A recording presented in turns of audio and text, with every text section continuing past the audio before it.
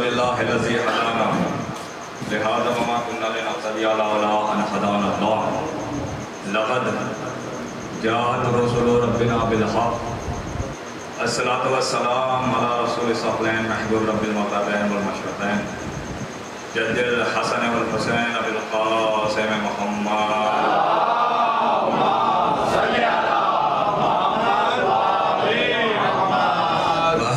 طیبین الطاہرین المعصومین المظلومین ولعنۃ اللہ علی اعدائہم اجمعین من یومنا ھذا الی یوم الدین اما بعد فقد قال رسول اللہ صلی اللہ علیہ وآلہ وسلم بسم اللہ الرحمن الرحیم ان الحسین مصباح الہدی وسفینۃ النجاۃ صلوات علی محمد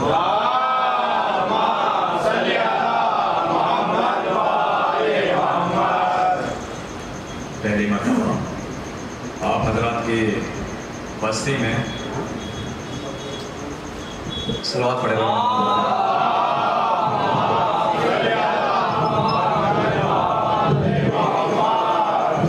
ایک آواز بلند آئے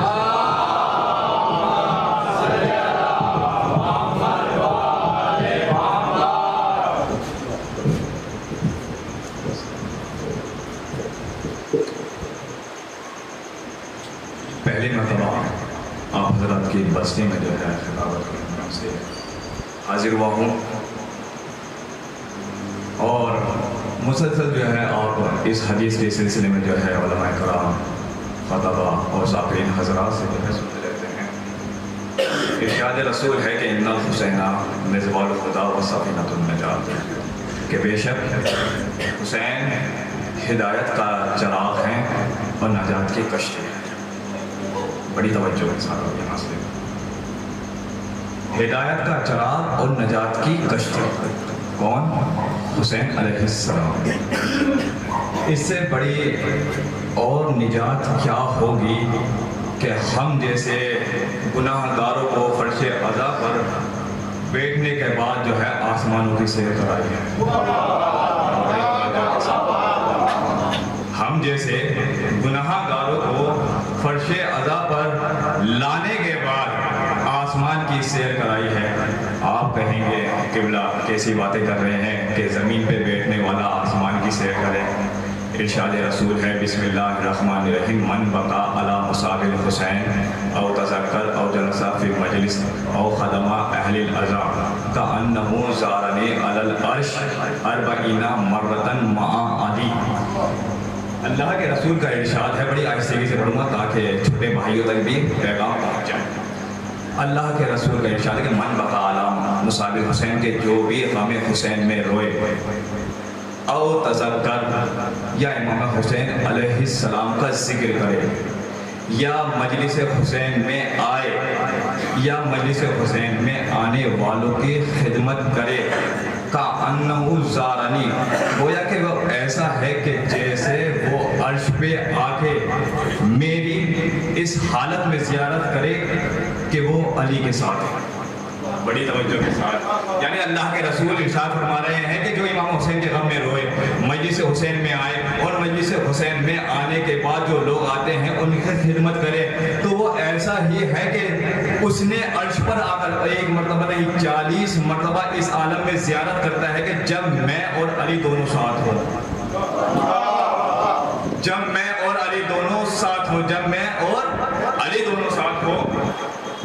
ہر دنیا کا انسان یہی چاہتا ہے کہ ہم اللہ کے رسول کی زیارت کریں، ہم اللہ کے رسول کی زیارت کریں۔ یہ تو جناب زینب سلام اللہ علیہ کا ہم جیسے گناہ گاروں پہ کرم رہا ہے کہ یہ فرش عزا جیسا ہمارے نصیب میں اور مقدر میں لکھ دیا ہے کہ آؤ اور فرش عزا پر بیٹھو اور عرش پر آ کے میرے نانا کی اور میرے بابا علی کی زیارت کرو۔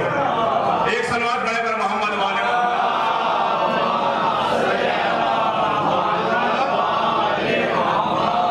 ورنہ کون گنہگار ہے کہ جو اللہ کے رسول کی زیارت کر لے، ورنہ کون گنہگار ہے کہ جو علی ابن ابی طالب علیہ السلام کی زیارت کر لے۔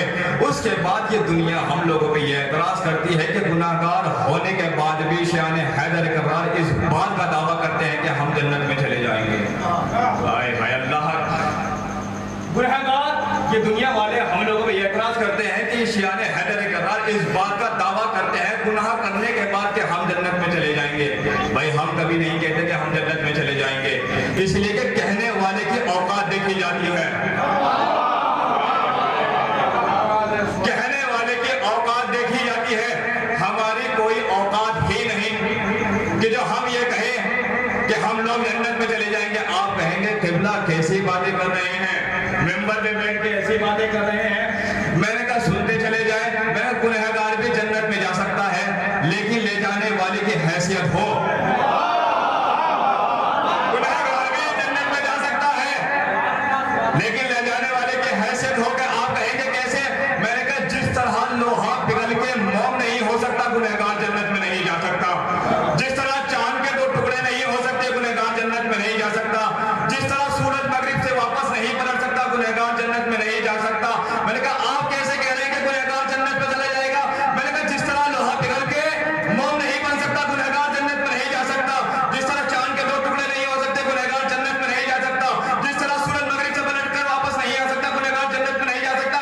میں نے کہا یہ سب کام ہو سکتے ہیں اگر کرنے والے کی حیثیت ہو، کرنے والے کا مقام ہو. کہ آپ کہیں گے کیسے؟ میں نے کہا لوہا پگھل کے موم بن سکتا ہے اگر پگھلانے والے حضرت داؤد علیہ السلام ہو. چاند کے 2 ٹکڑے ہو سکتے ہیں اگر کرنے والے رسول خدا صلی اللہ علیہ وآلہ وسلم ہو.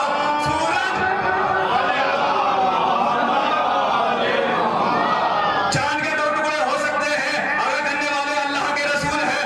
مغرب سے سورج واپس پلٹ سکتا ہے اگر بلانے والے علی مرتضیٰ ہو. بھائی گنہگار جنت میں جا سکتا ہے اگر لے جانے والے شہزادے کونین ہو.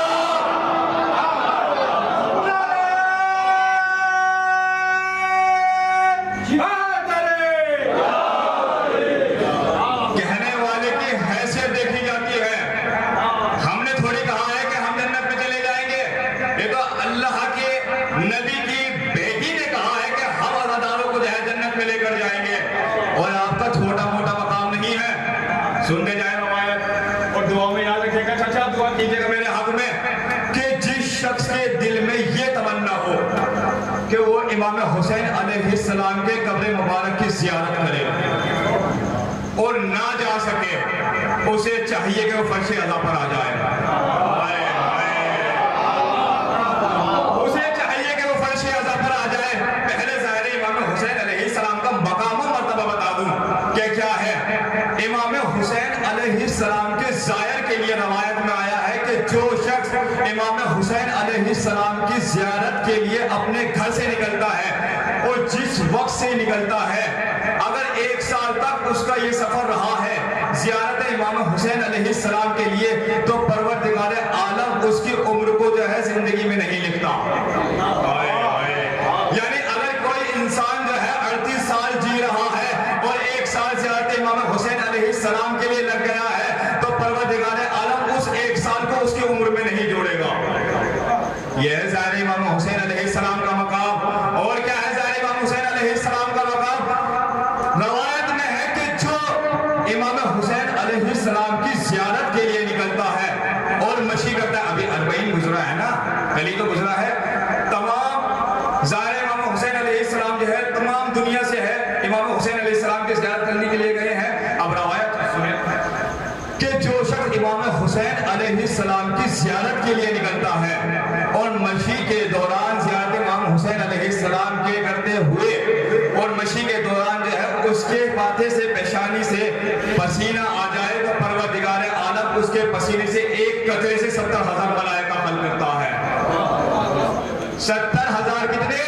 70,000 ملائکہ خلق کرتا ہے. اور صرف خلق نہیں کرتا، پروردگار عالم فرشتوں کو حکم دیتا ہے کہ جب تک یہ امام حسین علیہ السلام کا زیارت کر رہا ہے تو اس کی جو ہے حفاظت کرو گے. اور یہاں تک کہ جب تک کہ یہ گھر واپس نہ لوٹ جائے تم اس کے ساتھ ہی رہنا. یہاں تک کہ جب وہ زائر امام حسین علیہ السلام کا گھر واپس جاتا ہے تو پروردگار عالم کے بارگاہ میں وہی فرشتے کہ جو اس کے پسینے سے خلق ہوئے ہیں کہتے ہیں پروردگار عالم تو نے کہا تھا کہ حسین کے زائر کو گھر تک واپس چھوڑ کے آنا ہے صحیح و صالح. پروردگار ہم نے تیرے اس زائر کو، حسین کے اس زائر کو گھر تک واپس چھوڑ کے اب پتہ ہمیں کیا کرنا ہے. تو اللہ کہتا ہے انتظار کرو، تمہیں کہیں نہیں جانا ہے. جب تک یہ باحیات ہے میں استغفار کرتے رہنا ہے. ہائے ہائے، جب تک یہ باحیات ہے میرا حکم یہ ہے کہ تم اس کی گھر کی دہلیز پہ کھڑے ہو کر اس کے حق میں استغفار کرتے رہو. اور جب یہی زائر دنیا سے چلا جاتا ہے تو پھر فرشتے کہتے ہیں کہ پروردگار اب ہم کیا کریں؟ کیا تیرے عرش پر آ جائے؟ تو پروردگار عالم کہتا ہے کہ نہیں، تمہیں عرش پر نہیں آنا، تم اس کی قبر پہ کھڑے ہو کے قیامت تک اس کے حق میں جو ہے استغفار کرتے رہو. یہ ہے امام حسین علیہ السلام کے زائر کا. صلوات پڑھے بر محمد وآل محمد.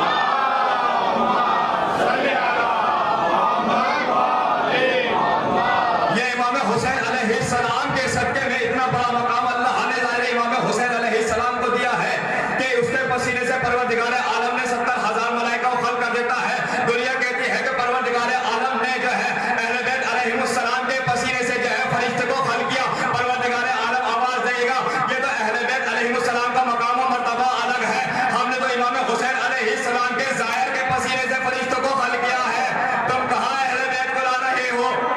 یہ دنیا کہتی ہے کہ امام حسین علیہ السلام کا اتنا بڑا مقام و مرتبہ کیسے ملا؟ پروردگار عالم نے امام حسین علیہ السلام کی شہادت میں جو مقام امام حسین علیہ السلام کو دیا ہے وہ کسی اور امام کو نہیں دیا.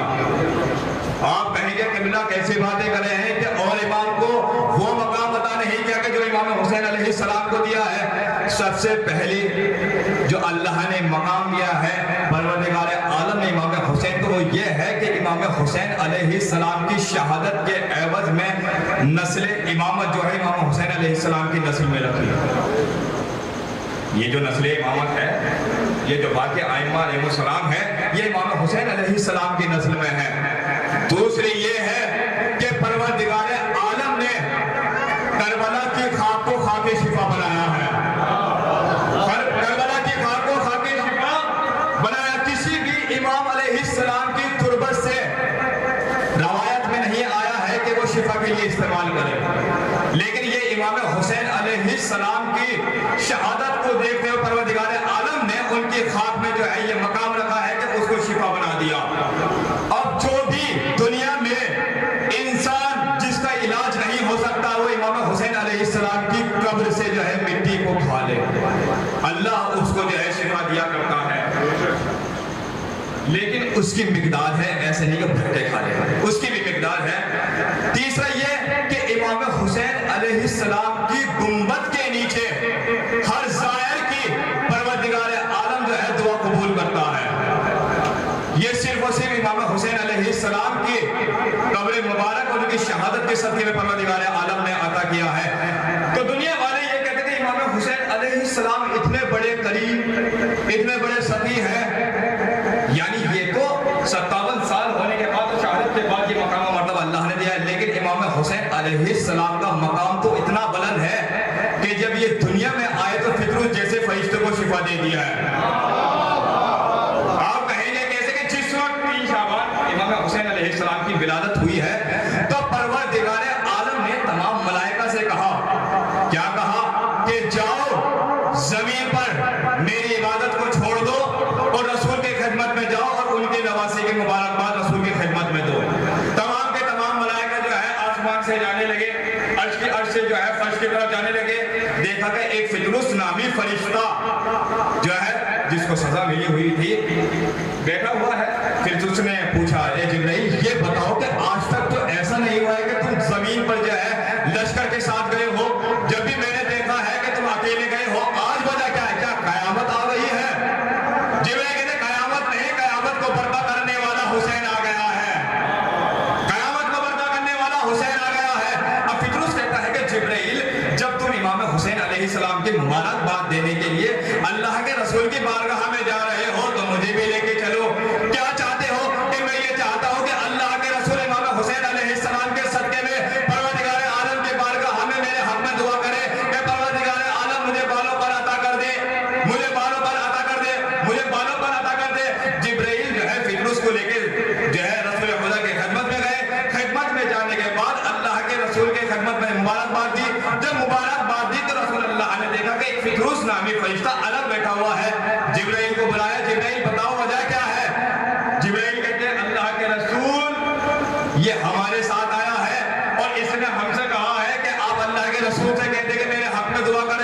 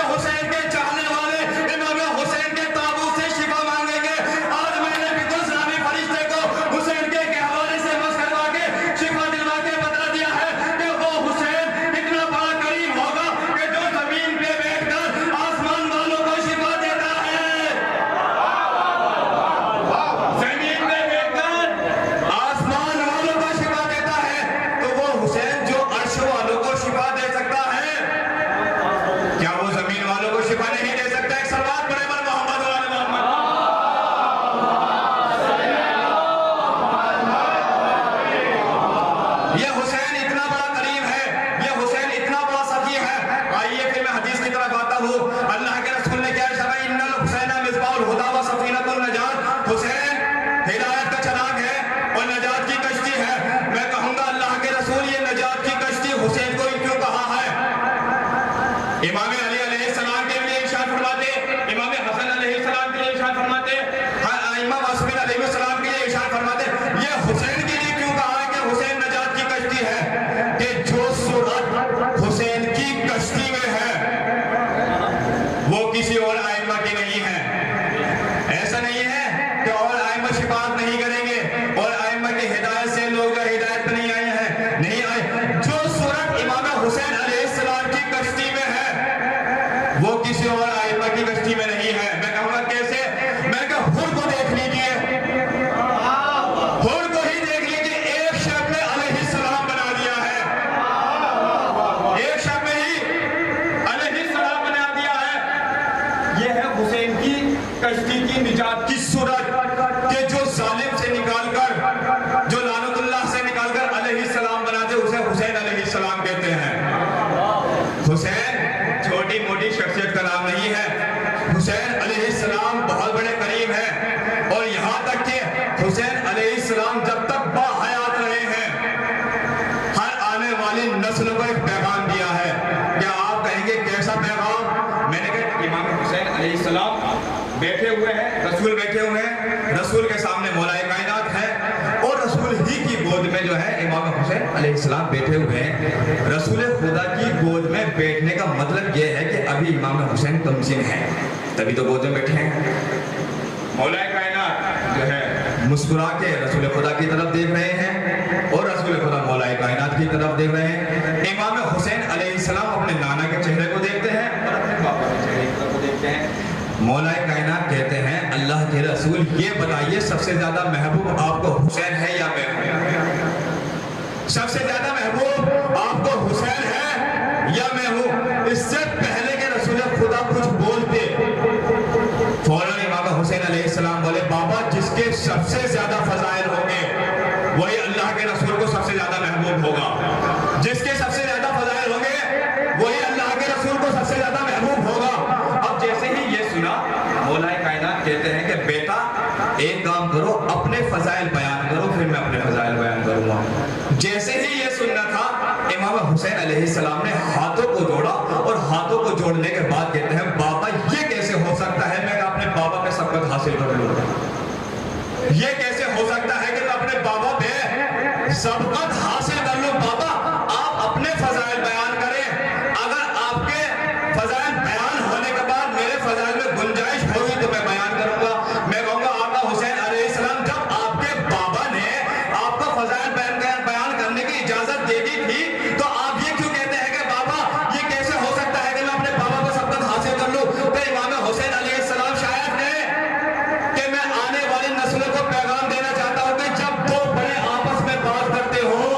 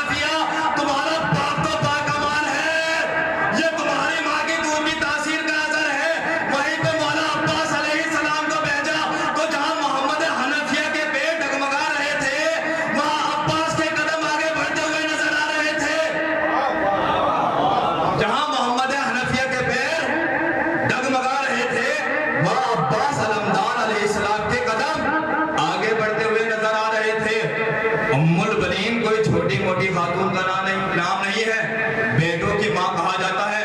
اور کیسے بیٹوں کی ماں کہا جاتا ہے؟ حسین نے ام البنین کو اپنی ماں کہا، حسن نے ام البنین کو اپنی ماں کہا.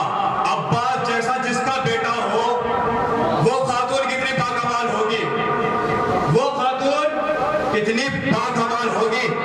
یہ گھرانہ باکمال ہے، اور صرف اس گھرانے کے بڑے ہی باکمال نہیں ہے، چھوٹے بھی باکمال ہے. ایک سلوات پڑھے پر محمد والے محمد پر.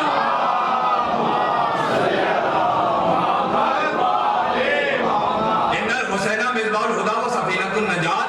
حسین ہدایت کا چراغ ہے، وہ نجات کی کشتی ہے. میں کہوں گا اللہ کے رسول یہ حسین کو ہی نجات کی کشتی کیوں قرار دیا ہے؟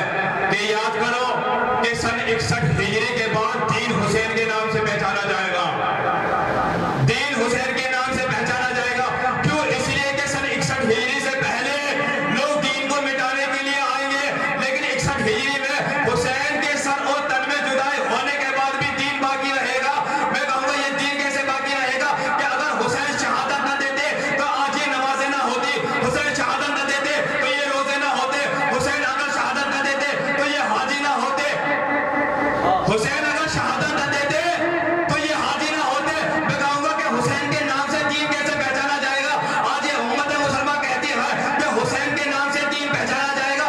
میں نے کہا یہ تو صرف کہنے کا کام نہیں ہے، یہ تو خواجہ معین چشتی نے بھی کہا ہے کہ شاہ است حسین، بادشاہ است حسین، دی است حسین، دی پناہ است حسین، سردار نداد دست در دست عزیز، حقا کے بنائے لا الہ است حسین. کہ شاہ حسین ہے، بادشاہ حسین ہے، دین حسین ہے، دین کو پناہ دینے والے حسین ہے. تم یہ سمجھتے ہیں کہ دین اور ہے، میں یہ کہہ رہا ہوں کہ دین کا دوسرا نام حسین علیہ السلام ہے. اب جس کو بھی دین چاہیے وہ در امام حسین علیہ السلام پر آ جائے. اس لیے کہ یہ در وہ در ہے کہ یہاں پر آنے کے بعد یہ نہیں دیکھا جاتا کہ اس در پہ چھوٹا آ رہا ہے یا بڑا آ رہا ہے. جناب زینب سلام اللہ علیہ کا یہ سب سے بڑا ہم پہ قلم ہے کہ اس فرش عزا پر نہ انہوں نے یہ دیکھا کہ چھوٹا آنا ہے یا بڑا آنا ہے یا بزرگ آنا ہے، بلکہ فرش عزا بچھا کر ساروں کو ایک لیول میں لا کے کھڑا کر دیا کہ جو 10 بڑوں کے لیے ہوگا وہ ادھر چھوٹوں کے لیے بھی ہوگا، جو 10 چھوٹوں کے لیے ہے وہ ادھر جو ہے جوانوں کے لیے ہے، جو جوانوں کے لیے ہوگا وہ بزرگوں کے لیے ہوگا. وہ کیوں؟ اس لیے کہ اس در سے ہی انسانیت بنتی ہے. اس کے اندر اگر انسان کے اندر انسانیت نہ ہو تو انسان کہنے کے لائق نہیں ہے، اور اگر انسانیت انسان کے اندر سے مر جاتی ہے تو انسان چلتی پھرتی لاش ہو جایا کرتی ہے. انسان چلتی پھرتی لاش ہو جایا کرتی ہے. یہ فرش عزا نے ہی تو ہم لوگوں کو زندہ کیا ہے. اگر یہ فرش عزا نہ ہوتے تو آج ہم لوگ زندہ نہ ہوتے. یہ فرش عزا نہ ہوتا تو آج ہم لوگ زندہ نہ ہوتے. یہ ذکر امام حسین علیہ السلام نہ ہوتا تو آج ہم زندہ نہ ہوتے. دنیا کہتی ہے یہ فرش عزا ہمارے وجہ سے بچھا ہے، یہ ذکر امام حسین ہماری وجہ سے بنا ہے. نہیں، یہ ذکر امام حسین علیہ السلام ہماری وجہ سے نہیں ہے، ہم ذکر امام حسین علیہ السلام کی وجہ سے زندہ ہے. ہم ذکر امام حسین علیہ السلام کی وجہ سے زندہ ہے. ہم کل نہیں تھے جب بھی ذکر حسین ہو رہا تھا، ہم کل نہیں ہوں گے جب بھی ذکر امام حسین علیہ السلام ہوگا. کیوں؟ اس لیے کہ اس فرش پہ آنے والے صرف ہم نہیں ہوتے، اس میں فاطمہ زہرا بھی آتی ہے، اس میں اللہ کے رسول بھی آتے ہیں، اس میں مولا کائنات بھی آتے ہیں، اس میں امام حسن بھی آتے ہیں، اس میں امام حسین بھی آتے ہیں. یہ فرش عزا تو وہ فرش عزا ہے کہ جو آسمان میں آ گیا ہے. روایت سنتے چلے جائیں کہ جب فرش عزا بچھایا جاتا ہے تو پروردگار عالم کی جانب سے کچھ ملائکہ فرش عزا پر آتے ہیں، اور جب فرش عزا سے واپس جاتے ہیں تو فرشتے کہتے ہیں کہ ہم آپ کے اندر سے ایسی خوشبو محسوس کر رہے ہیں جو اس سے پہلے نہیں محسوس کی ہے. یہ بتاؤ تم آئے کہاں سے؟ وہ فرشتے کہتے ہیں کہ ہم لوگ زمین میں سے فرش عزا پر آئے ہیں. فرش عزا سے ہم جو ہے آئے ہیں تو فرشتے کہتے ہیں کہ ایک کام کرو، ہمیں بھی فرش عزا پر لے کر چلو. تو وہ فرشتے کہ جو مجلس کے بعد آسمان پر واپس جاتے ہیں وہ کہتے ہیں کہ وہ مجلس تو تمام ہو گئی ہے، وہ مجلس تو ختم ہو گئی ہے، اور جو فرش عزا پر بیٹھنے والے تھے وہ سب کے گھر واپس چلے گئے ہیں. اب جو ہے مجلس ختم ہو گئی ہے تو فرشتے کہتے ہیں کوئی مسئلہ نہیں ہے، اگر حسین کے عزادار گھر چلے گئے अज़ा को बिछा है, फर्श अज़ा को बिछा है, जो तुम खुशबू अज़ादारों के दरमियान से लेकर आए हो। हम चाहते हैं कि फर्श अज़ा पर जाने के बाद हम वही खुशबू महसूस करें। मैं कहूँगा जनाब ज़ैनब, आपका लाख लाख शुक्रिया है कि आपने हम जैसे गुनाहगारों के फरिश्तों के दरमियान में लाके बिठा दिया, पंजतन पाक की बारगाह में लाके बिठा दिया। दुनिया वाले यही सोचते हैं कि हम अल्लाह के रसूल के बराबर में बैठे, हम हुसैन के बराबर में बैठे, हम अली के बराबर में बैठे, हम फातिमा के बराबर में बैठे, हम हसन के बराबर में बैठे, हम हुसैन के बराबर में बैठे। हमारा सिर्फ ये पंजतन पाक अलैहिस्सलाम ये फर्श अज़ा पर नहीं आते। जनाब ज़ैनब ने इस फर्श अज़ा को इतना बड़ा मकाम अता किया है। यहाँ पर आदम भी आते हैं, यहाँ पर नूह भी आते हैं, यहाँ पे इब्राहिम भी आते हैं, यहाँ पे ईसा भी आते हैं, यहाँ पे मूसा भी आते हैं। तो ये फर्श अज़ा वो फर्श अज़ा है कि जहाँ पर 1,24,000 अंबिया आते हैं। ये फर्श अज़ा कोई छोटे मोटा फर्श अज़ा नहीं है। लेकिन आज हमारे दरमियान में क्या माहौल चल रहा है कि फर्श अज़ा बिछे, मर्सिया खान आए, मर्सिया खान जो है मर्सिया पढ़ दे और खतीब मिंबर पर बैठे तो हम जाए। ये माहौल बन गया है। लेकिन ये नहीं मालूम है कि जैसे ही फर्श अज़ा बिछता है, यहाँ अल्लाह के रसूल भी आते हैं, यहाँ इमाम हसन भी आते हैं, यहाँ अली भी आते हैं। ये बताए कायनात में पंजतन पाक अलैहिस्सलाम के अलावा किसी का बड़ा मकाम है? अगर हो तो बोलिए ना, नहीं है ना? तो जब पंजतन पाक अलैहिस्सलाम जो है फर्श अज़ा बिछते ही आ जाते हैं, तो हमारा हक बनता है कि हम लोग जो है फर्श अज़ा पर आए, फर्श अज़ा पर आए। पंजतन पाक अलैहिस्सलाम वो हस्ती है कि जिनके इंतजार के लिए मलकुल मौत भी दरवाजे पर खड़ा होता है। मलकुल मौत वो फरिश्ता है कि जिसको किसी की इजाजत की जरूरत नहीं हुआ करती। लेकिन ये घराना वो घराना है कि जहां मलकुल मौत भी जो है इज़्न लेकर आता है। अगर शहजादी इज़्न देती है तो ये दाखिल होता है, अगर शहजादी की जानिब से इज़्न नहीं होता तो इसके अंदर इतनी हिम्मत नहीं होती कि शहजादी के घर में दाखिल हो जाए। एक सलवात पढ़े पर मोहम्मद वाले मोहम्मद।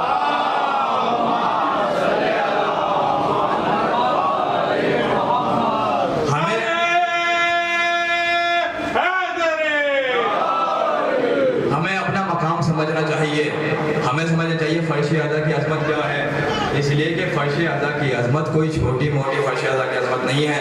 इसका मकाम हमें उस वक्त पता होगा कि जब हम रोज़े महशर अल्लाह की बारगाह में हाजिर होंगे, जब मालूम होगा कि फर्श अज़ा का मकाम क्या है। और ये फर्श अज़ा कोई आम फर्श अज़ा नहीं है, इसको जनाब ज़ैनब ने यजीद के घर में बिछाया है।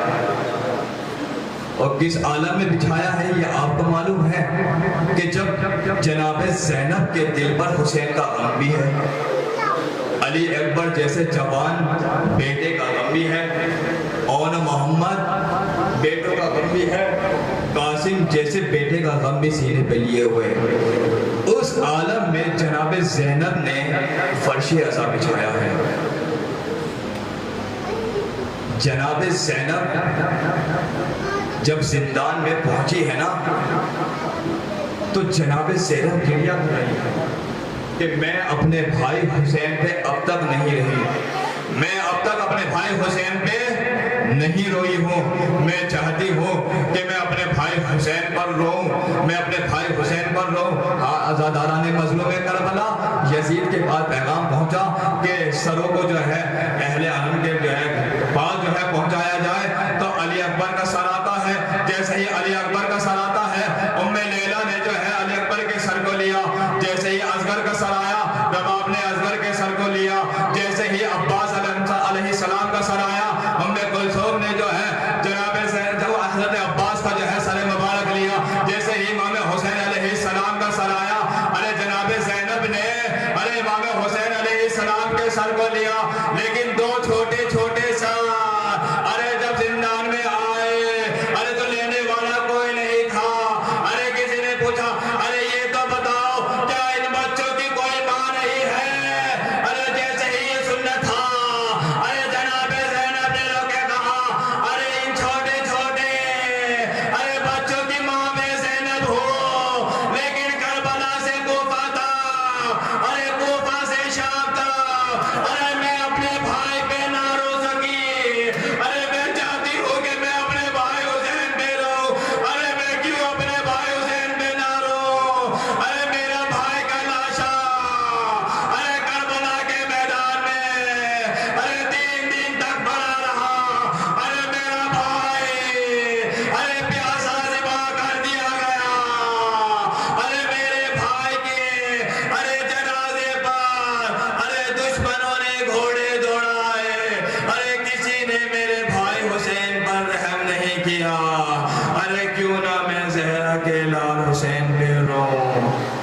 للہ و انا الیہ راجعون۔